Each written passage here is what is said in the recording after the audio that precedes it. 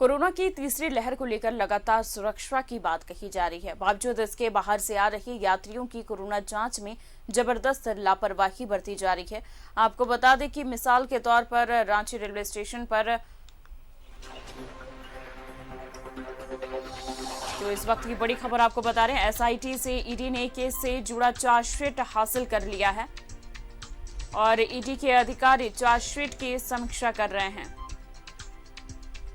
आपको बता दें कि ईडी केस से जुड़े आर्थिक पहलुओं पर जांच भी कर सकती है। तो रेमडेसिविर कालाबाजारी मामले में ईडी अब जांच करेगी। बताया जा रहा है कि रेमडेसिविर मामले की जांच एसआईटी से ईडी ने केस से जुड़ा चार्जशीट हासिल किया है और ईडी के अधिकारी चार्जशीट की समीक्षा कर रहे हैं। ईडी केस से जुड़े आर्थिक पहलुओं पर जांच भी कर सकती है।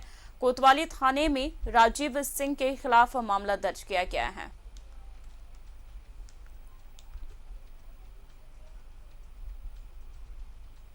इस खबर पर ज्यादा जानकारी के लिए हमारे संवाददाता अंजनी हमारे साथ जुड़ गए हैं। अंजनी, रेमडेसिविर की कालाबाजारी अभी तक नहीं रुकी है, अब फिर से तीसरी लहर की भी बात जो है वो सामने आ रही है, लेकिन लगातार कालाबाजारी हो रही है।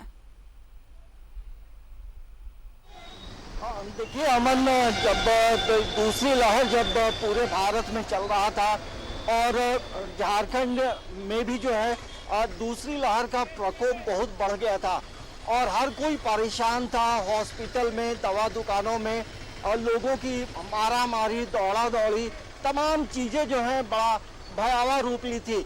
और इसी बीच में जो है जो रेमडेसिविर की जो बात हम कर रहे हैं, कई लोग जो है इसकी कालाबाजारी कर रहे थे और इसमें जिस तरह से लोग जो हॉस्पिटल में, जो सरकारी हॉस्पिटल में दवा मिलनी चाहिए थी, उससे अधिक मात्रा में जो है निजी क्लिनिक को दिया जा रहा था। और इसी बीच में कई ऐसे लोग थे जो रेमडेसिविर जो दवा है, लाइफ सेविंग ड्रग था, उसे मुंह मांगे दामों पर बेचा जा रहा था।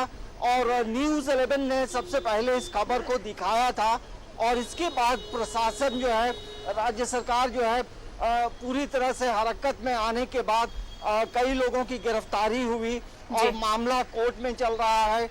और ये मामला जो है एसआईटी जो है इसे पूरी तरह से अपनी मॉनिटरिंग कर रहा है, तमाम चीज़ों की, तमाम पहलुओं की जांच कर रहा है।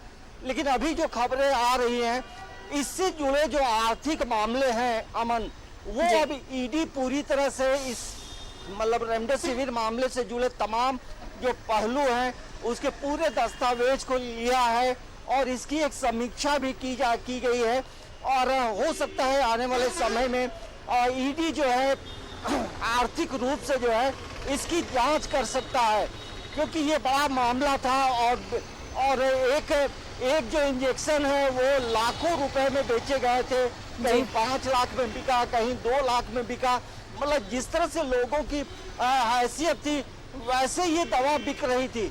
तो एक बड़ा मामला था और हमें लगता है कि अब इस मामले में लेकिन ईडी के अधिकारी ने जो है वो चार्जशीट भी हासिल कर लिया है और अब समीक्षा भी कर रहे हैं।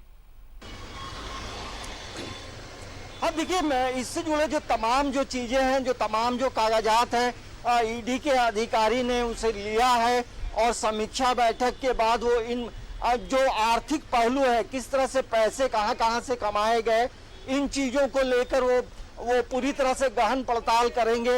और आने वाले समय में जहां इस मामले को एसआईटी देख रहा है, तो अब इसमें ईडी भी अटैच हो सकता है और ये मामला जो है इससे जुड़े कई लोगों तक जो है उसके पैसे भेजे गए थे।